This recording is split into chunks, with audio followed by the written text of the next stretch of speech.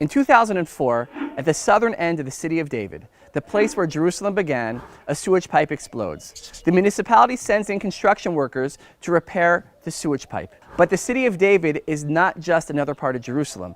And here, when a sewage pipe bursts, you don't only send in construction crews, you also have to send in archaeologists. And they begin to hear from the bulldozers and dump trucks scraping and scratching. It doesn't sound right. They clear everyone out.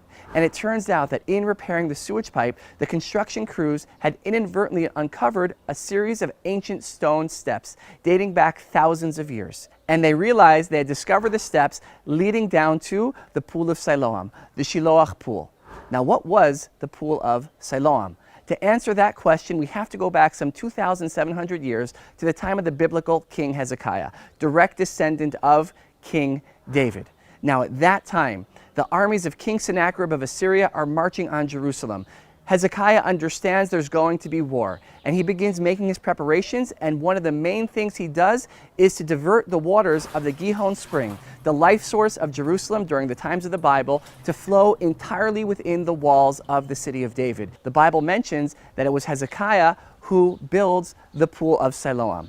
Where I'm standing right now in the pool of Siloam dates back some 2,000 years to the end of the Second Temple period. However, archaeologists believe that the original pool of Siloam, dating back to the time of Hezekiah, is located directly beneath my feet. The pool of Siloam has significance not just for protecting the water of Jerusalem, but also for another reason. The Bible tells us that there were 3 times during the year: Passover, Pentecost, Tabernacles, Pesach, Shavuot, and Sukkot, when all of Israel would have to go on pilgrimage up to the temple.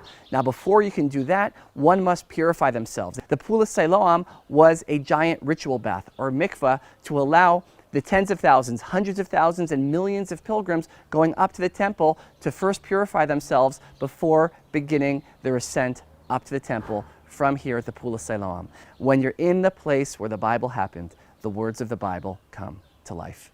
The City of David.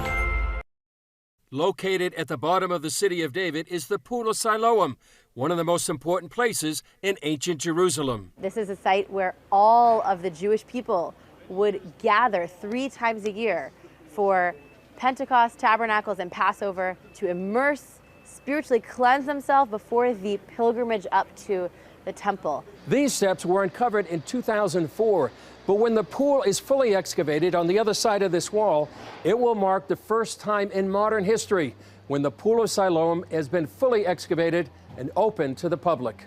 So now there is a groundbreaking. We are really in historic times. Really, 2 weeks ago, we have received the okay to start digging. For many years, since 2004, when we discovered this site, and now after 18 years later, we are finally able to excavate. Our tractors have started excavating the Pool of Siloam, meaning in a short, I hope, short year, 2 years, we'll be able to come here and see the full Pool of Siloam in its entirety. This video shows what the pool might have looked like as Jews purified themselves and walked up to the temple.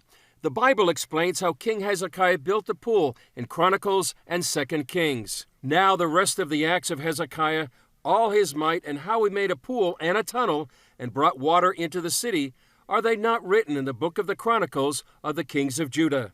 The book of John describes how Jesus healed the blind man near the pool. When he had said these things, he spat on the ground and made clay with the saliva, and he anointed the eyes of the blind man with the clay. And he said to him, "Go wash in the pool of Siloam." So he went and washed and came back seeing. Weisman says the pool links the people of the Bible. All of the biblical stories, you want to meet David and Solomon, Hezekiah, the kings, the stories of Isaiah, of Jeremiah, they're here. And this is literally the water system, the life source of that Jerusalem. She adds how this project also makes the connection to the people of today. We are here in Jerusalem, Jerusalem that unites the whole world. Everywhere you go in this world, people are focusing on what's happening in Jerusalem. This is the uniting city. While we're living and creating and innovating in Jerusalem today, at the same time, here at the Pool of Siloam, we're now able to uncover what used to unite us in Jerusalem 2,000 years ago. It's not just history. It's not just something that existed a long time ago. It's not relevant. Jerusalem to this day still unites everybody. It still brings people from all faiths and backgrounds to this spot. And now we're able to uncover the ancient stones that would have done that thousands of years ago. And in doing so, the excavation is the fulfillment of a dream for the people who work at the City of David. The dream, and what we're actually turning into reality here at the City of David, is to finish excavating the Pool of Siloam and be able to have millions of people come from all faiths and backgrounds, visit the Pool of Siloam, be able to walk up the original pilgrimage road to the temple. And hopefully we'll be able to see that dream realized. Chris Mitchell, the Pool of Siloam, the City of David.